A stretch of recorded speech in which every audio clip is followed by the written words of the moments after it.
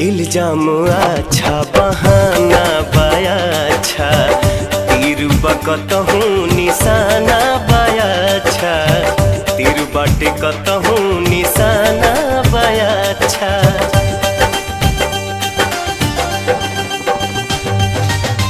इल्जाम अच्छा बहाना बाया अच्छा, तीर बाटे कतहूँ निशाना बाया अच्छा हो, तीर बाटे कतहूँ निशाना बाया अच्छा।